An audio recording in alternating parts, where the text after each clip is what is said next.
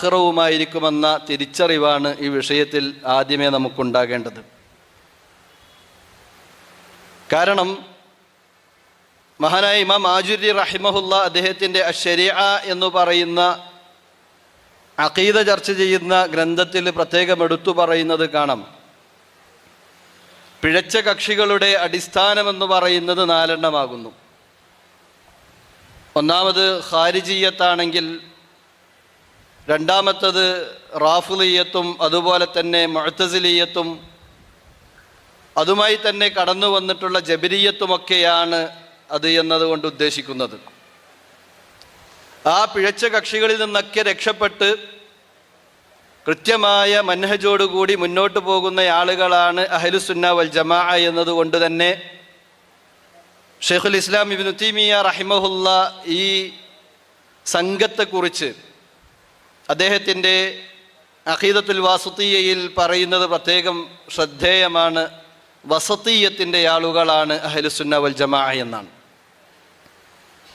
അവിടെ വസത്തിയ്യത്ത് എന്നതുകൊണ്ട് ഉദ്ദേശിക്കുന്നത് മുർജിഅത്തിൻ്റെ ലഘുവാദങ്ങളും അതുപോലെ തന്നെ ഖവാരിജിയത്തിൻ്റെയും മുഅ്തസിലിയത്തിൻ്റെയും അതിവാദത്തിൻ്റെയും എല്ലാം മധ്യത്തിൽ നിലനിൽക്കുന്ന സംഘമാണ് അഹ്ലുസുന്ന വൽ ജമാഅ.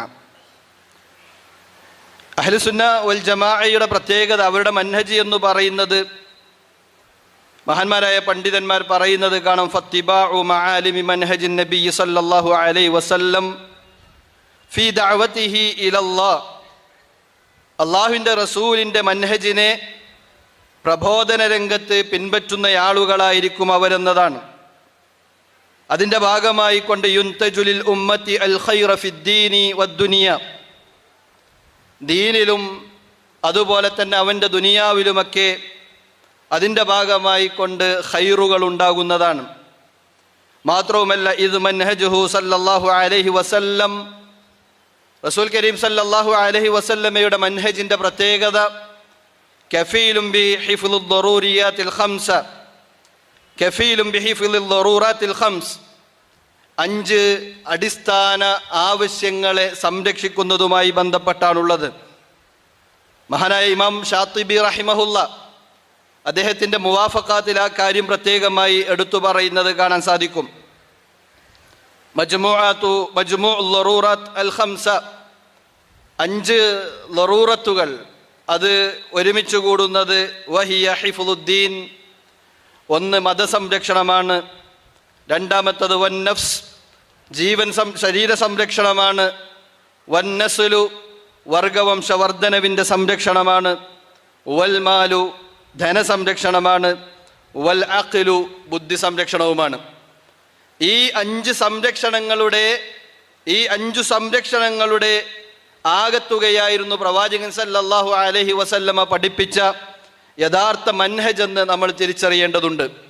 എന്നാൽ പലപ്പോഴും മഖാസിദു ശരീഅയും മൻഹജുമൊന്നും അറിയാത്ത ആളുകൾ സ്വന്തത്തെ മൻഹജിലേക്ക് ചേർത്തി പറയുകയും അഹ്ലുസുന്നയുടേതല്ലാത്ത വാദങ്ങൾ അഹ്ലുസുന്നയുടെ പേരിൽ ആരോപിക്കുകയും ചെയ്യുന്നതൊക്കെ നമുക്ക് കാണാൻ സാധിക്കും.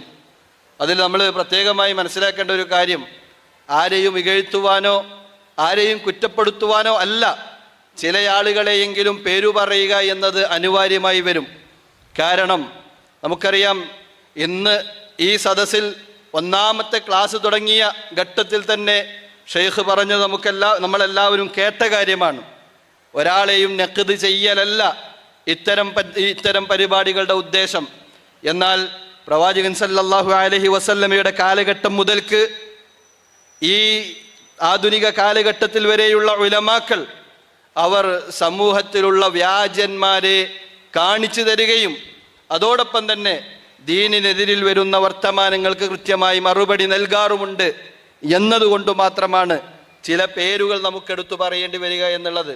നമുക്കറിയാം, ഇന്ന് സലഫിയത്തിൻ്റെ പേരിൽ നമ്മളൊക്കെ കേട്ടുകൊണ്ടിരിക്കുന്ന ഒരു പേരാണ് ദമ്മാജികൾ എന്നുള്ള പേര്. യഥാർത്ഥത്തിൽ ആരാണവർ? ഇതിനെക്കുറിച്ച് ഞാൻ പറയുന്നതിന് മുമ്പ് നമുക്കറിയാം, ബദിഉസ്സമാൻ മദനി ഹഫിളഹുല്ല അദ്ദേഹത്തിൻ്റെ പ്രസംഗത്തിൻ്റെ അവസാന ഭാഗത്ത് അദ്ദേഹം പറഞ്ഞു, ഞാൻ പറഞ്ഞത് എൻ്റെ വാക്കുകളല്ല എന്ന് പറഞ്ഞ് സമൂഹത്തിൽ അറിയപ്പെട്ട വലിയ വലിയ പണ്ഡിതന്മാരുടെ പേര് പറഞ്ഞുകൊണ്ട് പറഞ്ഞു, അവർ പറഞ്ഞതേ ഞാൻ പറഞ്ഞിട്ടുള്ളൂ എന്ന് പറഞ്ഞ കൂട്ടത്തിൽ പ്രത്യേകമായി അദ്ദേഹം എടുത്തു പറഞ്ഞൊരു പണ്ഡിതന്റെ പേരാണ് ഉബൈദുൽ ജാബിരി റഹിമഹുല്ല. മദീന യൂണിവേഴ്സിറ്റിയിലെ പഴയ കാലത്തെ അധ്യാപകനായിരുന്നു. സലഫി ലോകത്ത് അറിയപ്പെട്ട പണ്ഡിതനാണ്. അദ്ദേഹത്തോട് ദമ്മാജിലുള്ള പ്രശ്നത്തെക്കുറിച്ച് ചോദിച്ചപ്പോൾ അദ്ദേഹം പറഞ്ഞൊരു വാക്കുണ്ട്. ആ ഒരു വോയിസ് ഇൻഷാ അല്ലാ നിങ്ങൾക്ക് ഇവിടെ കേൾക്കാവുന്നതാണ്. അദ്ദേഹത്തോട് ഫോൺ ചെയ്ത് ചോദിക്കുകയാണ്, അതല്ല, എന്താണ് യമനിലെ സലഫികൾക്കിടയിലുള്ള പ്രശ്നം, ഞങ്ങൾ ആരുടെ കൂടെ നിൽക്കണം, ഞങ്ങൾ ആരുടെ കൂടെയാണ് ദഅവത്ത് ചെയ്യേണ്ടതെന്ന് ചോദിക്കുമ്പോൾ അദ്ദേഹം പറയുന്ന മറുപടി നമ്മളൊന്ന് കേൾക്കുക. എന്നിട്ട് നമുക്ക് വീണ്ടും വിഷയത്തിലേക്ക് വരാം. بالنسبة يا شيخ الخلاف الحاصل بين الإخوة في اليمن الموقف منه ونصيحة أنتم ادعوا إلى الله عز وجل، وأما الحجوري فبينا غير مرة وخلاصة الأمر أنه سفيه. نعم، والرجل كان سوقيا لم ينشأ في العلم. نعم، ولهذا نفسه ليس نفس أهل العلم المحققين الورعين، بل منطق السفهاء، وهو سيء المنطق بذيء اللسان، وعنده شطحات عجيبة في العقيدة. منها أن أول ما دخلت شبهة الإرجاء على الصحابة، هذا سب لأصحاب النبي صلى الله عليه وسلم، فلو كان من أهل العلم ما قال هذا الكلام. ومنها تفسير التوحيد بتوحيد الربوبية، نعم، في بعض المواقف والمواطن. ومنها قوله أهل السنة هم أقرب الناس إلى أهل الحق، ونسب هذا إلى شيخ الإسلام ابن تيمية. فلما رجعنا المسألة وجدنا أن الرجل لم يحسن النقل، هذا يدلك على جهله أو لعبه. فابن تيمية ينقل عن بعض أهل الأهواء هذه المقولة ولم يقررها هو، فرق بين المنقول والمقرر. فابن تيمية وأهل العلم والإيمان من أمة السنة يقولون أهل السنة هم أهل الحق وليس أقرب الناس للحق. فابن تيمية نقل في بعض المواضع، نسيت الصفحة الآن، في المجموع، نقل عن بعض أهل الأهواء هذه المقولة ولم يقرها، نقلها في معرض كلامه. فالرجل يدل هذا تصرف منه، ونسبة هذا الكلام إلى شيخ الإسلام ابن تيمية نسبة مطلقة يدلك على جهله أو كذبه وتلاعبه بالألفاظ. نعم. جزاكم الله خيرا وبارك فيك. ولهذا أنا لا أنصح بالقدوم على അതായത് ഷെയ്ഖ് ഉബൈദുൽ ജാബിരി റഹിമഹുല്ലയോട് ചോദിക്കുകയാണ്, എന്താണ് യമനിലെ സലഫികൾക്കിടയിലുള്ള പ്രശ്നം, എന്താണ് അതിനുള്ള കാരണം, ഞങ്ങൾ ആരുടെ കൂടെയാണ് നിൽക്കേണ്ടത് എന്ന് പറയുമ്പോൾ ഷെയ്ഖ് പറഞ്ഞത്, നിങ്ങൾ അള്ളാഹുവിൻ്റെ മാർഗത്തിലേക്ക് ആളുകളെ ക്ഷണിച്ചുകൊള്ളുക. അമൽ ഹജൂരി, എന്നാൽ ഹജൂരി എന്ന് പറയുന്ന വ്യക്തി ഫബയ്യന്ന ഗൈറ മർറത്തിൻ വഖുലാസത്തുൽ അംരി അന്നഹു സഫീഹുൻ. നഅം, നമ്മൾ പലപ്പോഴും അത് വ്യക്തമാക്കി തന്നിട്ടുണ്ട്, അയാളൊരു വിഡ്ഢിയാണ്. ഈ ഹജൂരിയിലേക്ക് ചേർത്തിക്കൊണ്ടാണ് ഷെയ്ഖ് ഹജൂരി പറഞ്ഞിട്ടുണ്ട് എന്ന് പറഞ്ഞ് പലപ്പോഴും ഇത്തരം ആളുകൾ പറയാറുള്ളത്. നമുക്കറിയാം, ദമ്മാജിലെ ദാറുൽ ഹദീസ് എന്ന് പറയുന്ന സ്ഥാപനം മഹാനായ മുഖ്ബിൽ വാദി റഹിമഹുല്ല സ്ഥാപിച്ച സ്ഥാപനമാണ്. അദ്ദേഹത്തിൻ്റെ കാലശേഷം പിന്നീട് ആ സ്ഥാപനം ഏറ്റെടുത്തത് യഹിയ ഹജൂരി എന്ന് പറയുന്ന വ്യക്തിയായിരുന്നു. ആ യഹിയ ഹജൂരി എന്ന് പറയുന്ന വ്യക്തിയെക്കുറിച്ചാണ് മഹാനായ ഉബൈദുൽ ജാബിരി റഹിമഹുല്ല പറഞ്ഞത്. അദ്ദേഹത്തെക്കുറിച്ച് പറയുന്നത് കാണാം, വറജുലു കാന സൂഖിയൻ ലം യൻശഅ ഫിൽ ഇൽമി വലിഹാദാ നഫസുഹു ലൈസ നഫസു അഹ്ലിൽ ഇൽമിൽ മുഹഖഖീൻ അൽ വറഈൻ ബൽ മൻതിഖു സുഫഹാ ഫഹുവ സയ്യിഉൽ മൻതിഖ് ബദീഉൽ ലിസാൻ വഇൻദഹു ശത്ഹാത്തുൻ അജീബ ഫിൽ അഖീദ. എത്രത്തോളം പറഞ്ഞു എന്നാൽ അയാൾ ഒരു കച്ചവടക്കാരനാണ്. അയാൾ കൃത്യമായ അറിവുള്ള കുടുംബത്തിൽ ജനിച്ചയാളല്ല. അയാളുടെ ബന്ധം അറിവുമായിട്ടുള്ളതല്ല. അയാൾ ആധികാരികമായി പഠിച്ചയാളോ സൂക്ഷ്മത പുലർത്തുന്നയാളോ അല്ല. മറിച്ച് വിഡ്ഢികളുടെ വർത്തമാനം പറയുന്നയാളാണ്. മാത്രവുമല്ല അയാളുടെ നാവിൽ നിന്നും പുറത്തു വരുന്നത് വളരെ നീചമായ രൂപത്തിലുള്ള സംസാരങ്ങളാണ്. അയാൾക്ക് അഖീദയിൽ തന്നെ പിഴവുകൾ സംഭവിച്ചിട്ടുണ്ട്. മാത്രവുമല്ല വമിൻഹ, അദ്ദേഹത്തിന് സംഭവിച്ച അഖീദയുടെ പിഴവിൽപ്പെട്ടതാണ് അന്ന അവ്വല മാ ദഖലത് ശുബ്ഹത്തുൽ ഇർജാഇ അല സഹാബ, മുർജിഅത്തി എന്ന് പറയുന്ന പിഴച്ച വാദം, ഇസ്ലാമിന് അന്യമായ വാദം. അവർ പറഞ്ഞത് നമുക്കറിയാം, മുർജിഅത്തിന്റെ വാദം എൻ്റെ ഈമാനും നമ്മളിവിടെ ഇരിക്കുന്ന ഓരോരുത്തരുടെ ഈമാനും മുഹമ്മദ് മുസ്തഫ സല്ലല്ലാഹു അലൈഹി വസല്ലമയുടെ ഈമാനും ഒരുപോലെയാണ്. ഒരു ഈമാനിൽ മാറ്റമില്ല. മാത്രമല്ല അൽ ഈമാനു ലാ യസീദു വലാ യൻഖുസു, ഈമാൻ കുറയുകയോ കൂടുകയോ ഇല്ല. തെറ്റു ചെയ്താൽ പ്രശ്നമില്ല. ഫകസ്സിർ, നിങ്ങൾ അധികരിപ്പിക്കുക. മസ്തതഅത മിനൽ ഖതായ ഇദാ കാനൽ ഖുദൂമു ഇലാ കരീമിൻ, നിങ്ങളെ കൊണ്ട് കഴിയുന്ന അത്ര തെറ്റുകൾ നിങ്ങൾ ചെയ്യുക. നിങ്ങൾക്ക് പോകാനുള്ളത് ഔദാര്യവാനായ അള്ളാഹുവിൻ്റെ അടുക്കലേക്കാണ്. അവിടെ ചെല്ലുമ്പോൾ തെറ്റു ചെയ്ത, കള്ളുകുടിച്ച, വ്യഭിചരിച്ച, അതുപോലെയുള്ള തോന്നിവാസങ്ങൾ ചെയ്ത ആളുകൾക്കൊക്കെ അള്ളാഹു പുറത്തു കൊടുക്കുമ്പോൾ നിങ്ങൾക്കതൊരു പ്രയാസമായി തോന്നും. അതുകൊണ്ട് കഴിവിൻ്റെ പരമാവധി നിങ്ങൾ തെറ്റ് ചെയ്തുകൊണ്ട് അള്ളാഹുവിനെ കാണാൻ ശ്രമിക്കുക എന്ന് പറഞ്ഞ മുർജിഅത്ത്, ആ മുർജിഅത്തിന്റെ വാദം സഹാബിമാരുടെ വാദമാണെന്ന് പറഞ്ഞയാളാണ് ഈ യഹ്യ ഹജൂരി എന്ന് പറയുന്ന വ്യക്തി. എന്നിട്ട് ഷെയ്ഖ് പറയുന്നു, ഇത് യഥാർത്ഥത്തിൽ ഹാദാ സബ്ബുലി അസ്ഹാബി റസൂൽ സല്ലല്ലാഹു അലൈഹി വസല്ലം, ഇത് മുഹമ്മദ് മുസ്തഫ സല്ലല്ലാഹു അലൈഹി വസല്ലമയുടെ സഹാബിമാരെ ചീത്ത പറയലാണ്. ഫലൗ കാന മിൻ അഹ്ലിൽ ഇൽമി മാ ഖാല ഹാദൽ കലാം, യഹ്യ ഹജൂരി എന്ന് പറയുന്ന വ്യക്തി പണ്ഡിതനായിരുന്നെങ്കിൽ അയാൾ ഒരിക്കലും തന്നെ ഈ വർത്തമാനം പറയുമായിരുന്നില്ല. മാത്രവുമല്ല പിന്നീട് അയാൾക്ക് വന്ന പിഴവ് വമിൻഹ തഫ്സീറു തൗഹീദ് ബി തൗഹീദുർ റുബൂബിയ്യ നഅം ഫി ബഅദിൽ മവാഖിഇ വൽ മവാത്തിനി. അല്ലാഹു സുബ്ഹാനഹു വ തആല പ്രവാചകന്മാരെ മുഴുവനും പറഞ്ഞയച്ചത് ഉലൂഹിയത്തിനെ സ്ഥാപിക്കുവാൻ വേണ്ടിയായിരുന്നു എങ്കിൽ ആ ഉലൂഹിയത്ത്, തൗഹീദുൽ ഉലൂഹിയ പറയുന്ന ഭാഗങ്ങളിലെ ചില ഭാഗങ്ങളിലെല്ലാം അയാൾ തൗഹീദുർ റുബൂബിയയുടെ അർത്ഥമാണ് നൽകിയത്. അതാണ് മൗദൂദി പണ്ട് നൽകിയത്. അതാണ് ജമാഅത്തെ ഇസ്ലാമിക്ക് പിഴവ് സംഭവിച്ചത് അവിടെയാണ്. അതുപോലെ തന്നെ അശായിറത്തിന് പിഴവ് സംഭവിച്ചതും അവിടെയാണ്. അതേ പിഴവ് തന്നെയാണ് യഹ്യ ഹജൂരിക്കും സംഭവിച്ചത് എന്ന് പറയുന്നത് ഞാനല്ല. അത് പറഞ്ഞത് നേരത്തെ സൂചിപ്പിച്ചതുപോലെ അതിനു വേണ്ടിയാണ് ഷെയ്ഖിന്റെ തന്നെ വോയിസ് ഞാൻ നിങ്ങളെ കേൾപ്പിച്ചത്. മാത്രവുമല്ല വീണ്ടും ഇയാൾ അഹ്ലുസുന്നയുടെ പേരിൽ പറഞ്ഞ മറ്റൊരു കളവ് കാണുക. അയാൾ പറയുന്നത് കാണാം, വമിൻഹ അഹ്ലുസുന്ന ഹും അഖ്റബുൻ നാസി ഇലാ അഹ്ലിൽ ഹഖ് വനസിബ ഹാദാ ഇലാ ശൈഖുൽ ഇസ്ലാം ഇബ്നു തൈമിയ്യ. അഹ്ലുസുന്ന എന്ന് പറഞ്ഞവർ അവരല്ല യഥാർത്ഥത്തിൽ സത്യത്തിന്റെ കൂടെയുള്ളവർ, അവർ സത്യത്തിലേക്ക് അടുത്തു നിൽക്കുന്നവരാണ് എന്നാണ് യഹ്യ ഹജൂരി പറഞ്ഞത്. അഹ്ലുസുന്നയെ കുറിച്ച് നമുക്കറിയാം. ഞാൻ എൻ്റെ ആമുഖത്തിൽ തന്നെ പറഞ്ഞു, ഇസ്ലാം എന്നതിൻ്റെ പര്യായമാണ് അഹ്ലുസുന്ന എന്നത്. എന്നാൽ യഹ്യ ഹജൂരി പറഞ്ഞത് അഹ്ലുസുന്ന എന്നത് അത് യഥാർത്ഥത്തിൽ ഹക്കിലേക്ക് അടുത്തു നിൽക്കുന്ന ഒരു സംഭവമാണ്, ഹക്കല്ല എന്നാണ്. മാത്രമല്ല അയാളുടെ ആ കള്ള നാണയത്തിന് മറുപടി ഒരു ആളുകൾക്കിടയിൽ അംഗീകാരം ലഭിക്കുവാൻ വേണ്ടി വനസബഹാദ ഇലാ ശൈഖുൽ ഇസ്ലാം ഇബ്നു തൈമിയ്യ റഹിമഹുല്ല അങ്ങനെ പറഞ്ഞിട്ടുണ്ട് എന്ന് ഇബ്നു തൈമിയ്യ റഹിമഹുല്ലയുടെ പേരിൽ ഒരു കളവും അയാൾ പറയുകയുണ്ടായി. ഫലമ്മാ റാജഅനൽ മസ്അല വജദ്നാ അന്ന അർറജുല ലം യഹ്സുനു നഖൽ ഹാദാ യദുല്ലുക അലാ ജഹ്ലിഹി വലഅബിഹി. അങ്ങനെ ഷെയ്ഖ് പറയണം, ഉബൈദുൽ ജാബിരി പറയാം, നമ്മളിത് നോക്കി അങ്ങനെ ഷെയ്ഖുൽ ഇസ്ലാം ഇടയിൽ പറഞ്ഞിട്ടുണ്ടോന്ന്. അങ്ങനെ ഷെയ്ഖുൽ ഇസ്ലാമിന്റെ വിഷയങ്ങൾ നമ്മൾ എടുത്തു നോക്കുമ്പോൾ അങ്ങനെയൊന്നും ഷെയ്ഖുൽ ഇസ്ലാം പറഞ്ഞിട്ടില്ല. അതിൽ നിന്നൊരു കാര്യം മനസ്സിലായത്, അയാൾ ഉദ്ധരിക്കുന്ന രംഗത്തും വഞ്ചന കാണിക്കുന്നവനാണ്. ഒന്നുകിൽ അയാളുടെ വിഡ്ഢിത്തമാണ് അത് അറിയിക്കുന്നത്, അതല്ലെങ്കിൽ അയാൾ കളിക്കുകയാണ്.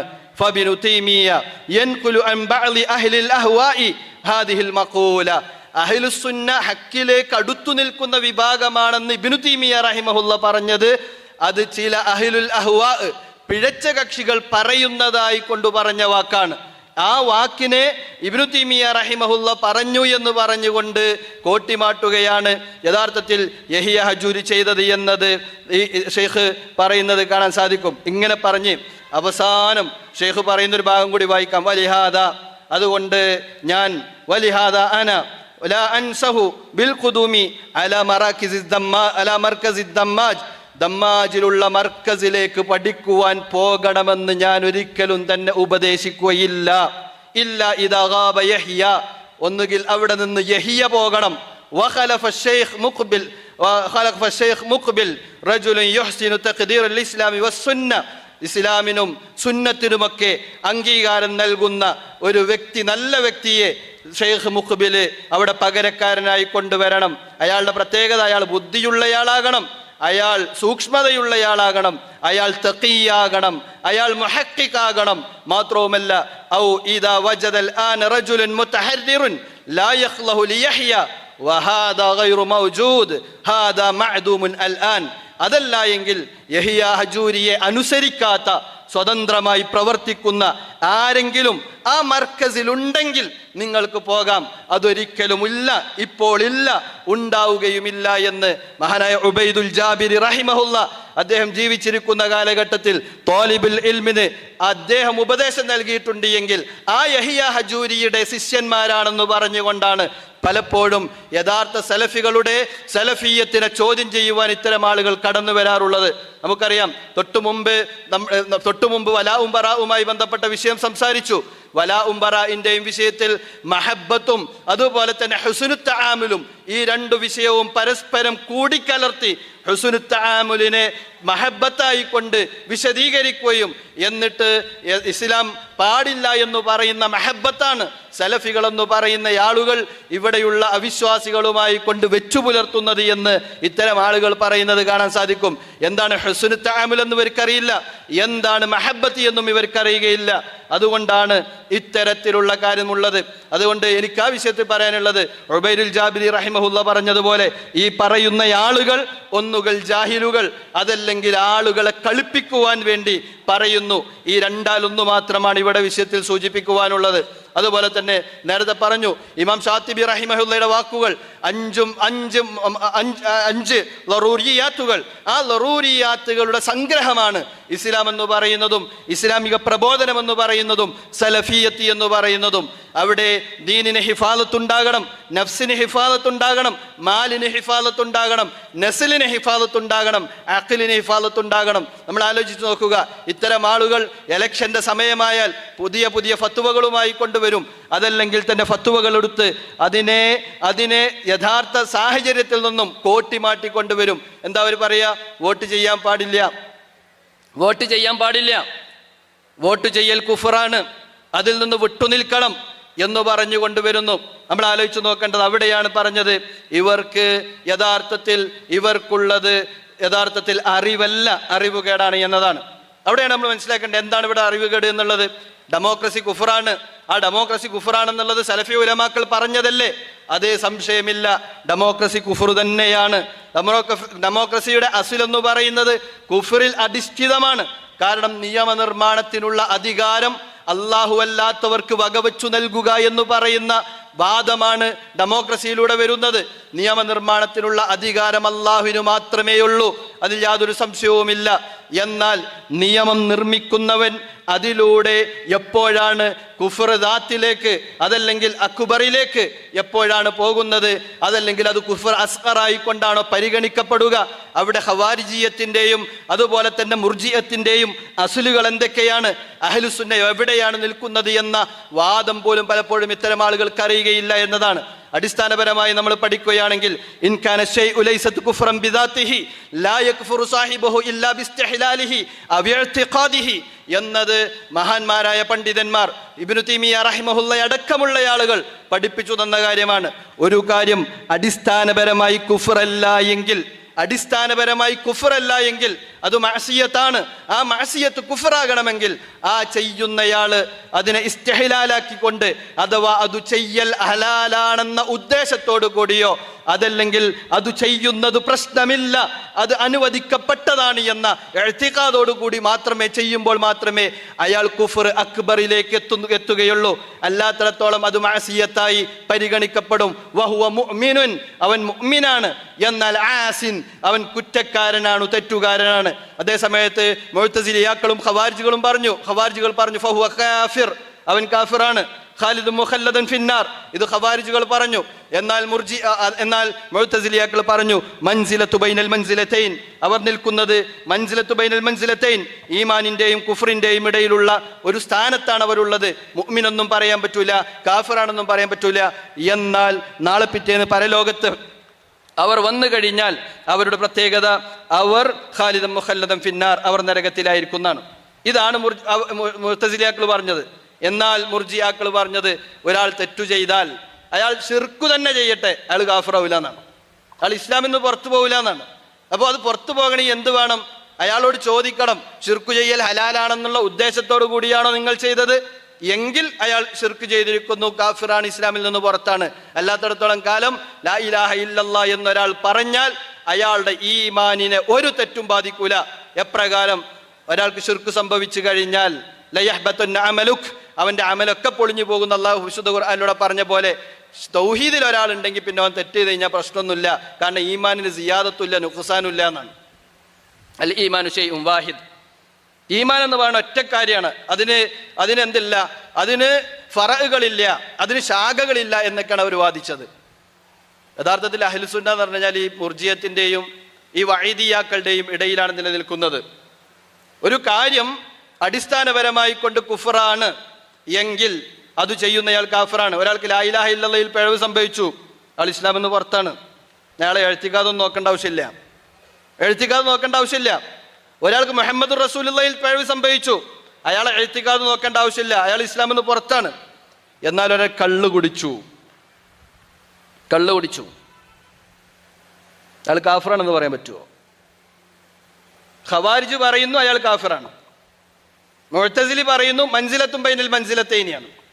ഖവാരിജും മുഅ്തസിലിയും കൂടി പറഞ്ഞു അയാൾ നാളെ നരകത്തിൽ ഖാലിദൻ മുഖല്ലദൻ ഫിന്നാറായിരിക്കും, എന്നെന്നും നരകത്തിൽ കഴിയുന്നവനായിരിക്കും. മുർജി പറഞ്ഞു അവൻ്റെ ഈമാനിന് ഒരു കേടും പറ്റിയിട്ടില്ല, ഓൻ കുടിച്ചോട്ടെ, അള്ളാഹ് പുറത്തെടുത്തോളും, ഒരു പ്രശ്നമില്ല. അഹ്ലുസുന്ന പറഞ്ഞു, അവനോട് ചോദിക്കും എന്തിനാ കള്ളുടിച്ചതെന്ന്. അപ്പോൾ അയാൾ പറയും ഇത് ഹറാമാണ്, നിനക്കറിയാം, തെറ്റാണെന്നറിയാം, വിട്ടു നിൽക്കാൻ എനിക്ക് കഴിയണില്ല എന്ന് പറഞ്ഞു കഴിഞ്ഞാൽ അയാളോട് പറയുന്നത് നീ തൗബ ചെയ്ത് അള്ളാഹിനോട് ഇസ്തിഗ്ഫാർ ചെയ്യുക, ഒരിക്കലും തന്നെ എന്താക്കരുത്, കള്ളു കുടിക്കരുത്, ഹറാമാണ്, തിന്മയാണ്, അത് നിന്നെ തിന്മയിലേക്കാണ് എത്തിക്കുക, നരകത്തിലേക്ക് എത്തിക്കും. അതുകൊണ്ട് നീ ആ തിന്മയിൽ നിന്ന് വിട്ടു നിൽക്കണം. അയാളെ മുഅ്മിനായി കൊണ്ടു തന്നെയാണ് അഹ്ലുസുന്ന കാണുന്നത്. അതേപോലെയാണ് ഹുക്കുമിന്റെ വിഷയം വരുന്നത്, തഹാക്കുമിന്റെ വിഷയം വരുന്നത്. തഹാക്കുമി എന്ന് പറയുന്നത് അസ്ലിൽ കുഫറല്ല. അതുകൊണ്ട് തന്നെ ഇന്ത്യയെ പോലെയുള്ള ഒരു രാജ്യത്ത്, മുസ്ലിം ന്യൂനപക്ഷ പ്രദേശമുള്ള നാട്ടിൽ നമ്മൾ ജീവിക്കുമ്പോൾ ഇവിടെ ഒറ്റക്കെട്ടായി നിന്നുകൊണ്ട് മുസ്ലിമിന്റെ സംരക്ഷണത്തിന് വേണ്ട രൂപത്തിൽ എലക്ഷനിലൂടെ വോട്ട് ചെയ്തുകൊണ്ട് പിടിച്ചു നിൽക്കലും നമ്മുടെ അവകാശങ്ങൾ നിലനിർത്തുകയും ചെയ്യുക എന്നതാണ് യഥാർത്ഥ സലഫിയത്ത്. അതല്ലാതെ എലക്ഷൻ വരുന്ന സമയത്ത് ഇതിനൊക്കെ വിട്ടുനിന്നിട്ട് ഇഫാദത്തുദ്ദീനിനെ അത് ബാധിക്കുന്നു. വോട്ട് ചെയ്യാനുണ്ടായിട്ട് തന്നെ ഇന്ന് മുസ്ലിങ്ങളുടെ അവസ്ഥ ഭയങ്കര പ്രശ്നമാണ്. അവിടെയാണ് ദീന് നിലനിർത്താൻ കഴിയാത്ത അവസ്ഥയിലേക്ക് വരും.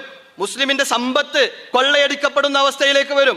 മുസ്ലിമിന്റെ തലമുറകളില്ലായ്മ ചെയ്യപ്പെടുന്ന അവസ്ഥയിലേക്ക് വരും. മുസ്ലിമിനെ സംബന്ധിച്ചിടത്തോളം അവന്റെ അഖ്ല് പോലും നഷ്ടപ്പെടുന്ന അവസ്ഥയിലേക്ക് വരും. എന്തെല്ലാമാണ് ഹിഫാലത്തുൽ ഖംസ എന്ന് പണ്ഡിതന്മാർ പഠിപ്പിച്ചു തന്നത്, അത് അഞ്ചും ഒന്നിച്ച് നഷ്ടപ്പെടുന്ന സാഹചര്യമായിരിക്കും ഇന്ത്യയെ പോലെയുള്ള ഒരു നാട്ടിൽ എലക്ഷനിൽ നിന്ന് മുസ്ലിം സമൂഹം വിട്ടുനിന്നാൽ സംഭവിക്കുക. അതുകൊണ്ടാണ് പറഞ്ഞത് ഇവർ സലഫികളല്ല. അതങ്ങനെ പറയുന്നതിൽ സങ്കടമുണ്ട്.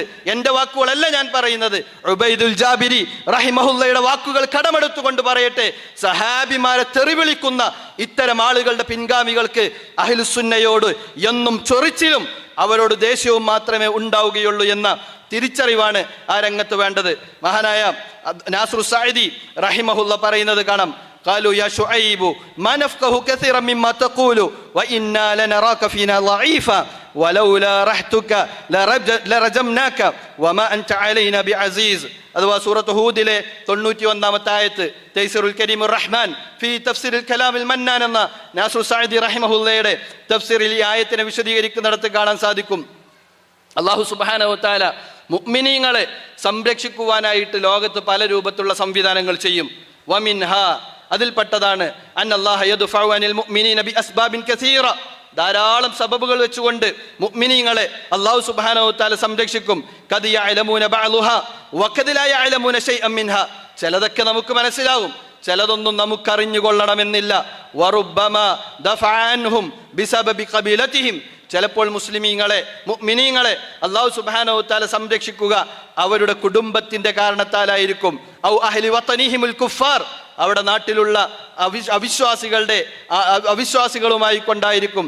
കമാ ദഫഅ അല്ലാഹു അൻ ശുഐബിൻ റജമ ഖൗമിഹി ബിസബബി റഹ്തിഹി, ശുഐബ് നബി അലൈഹിസ്സലാമിനെ അല്ലാഹു സംരക്ഷിച്ചത് കാഫിറുകളായ തൻ്റെ കുടുംബക്കാരുടെ പേര് കൊണ്ടാണ് അദ്ദേഹത്തെ എറിഞ്ഞു കൊല്ലുന്നതിനെ തൊട്ട് അല്ലാഹു സംരക്ഷിച്ചത് എന്ന് പറഞ്ഞ് ഫഅല ഹാദാ എന്ന് പറഞ്ഞ് പിന്നെ ഷെയ്ഖ് ഇങ്ങനെ പറയുന്നത് കാണാം.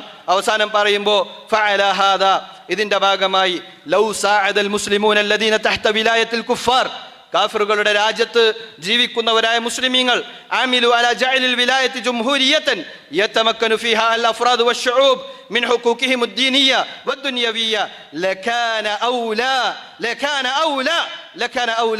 എന്താണ് നാസിർ സഅദി റഹിമഹുല്ലക്ക് സലഫിയത്ത് അറിഞ്ഞില്ല എന്നാണോ പറയുന്നത്? അദ്ദേഹം പറഞ്ഞത് മുസ്ലിം രാജ്യത്ത് ജീവിക്കുന്ന മുസ്ലിമീങ്ങൾ അവരുടെ നാട് ഒരു റിപ്പബ്ലിക്കാക്കുവാൻ വേണ്ടി പ്രവർത്തിക്കുകയാണെങ്കിൽ ആമിലു അലാ ജഅലിൽ വിലായത്തി ജംഹൂരിയ്യ, അവരുടെ നാടിനെ റിപ്പബ്ലിക്കാക്കുവാൻ വേണ്ടി പ്രവർത്തിക്കുക. എന്താ റിപ്പബ്ലിക് എന്ന് പറഞ്ഞാൽ? സ്വതന്ത്ര ഭരണഘടനയുടെ അടിസ്ഥാനത്തിൽ ഭരിക്കുന്ന നാട്. ഖുർആന്റെ അടിസ്ഥാനത്തിലല്ല, ഹദീസിന്റെ അടിസ്ഥാനത്തിലല്ല. ആ നാട്ടിൽ സ്വതന്ത്ര ഭരണഘടന ഉണ്ടാവും.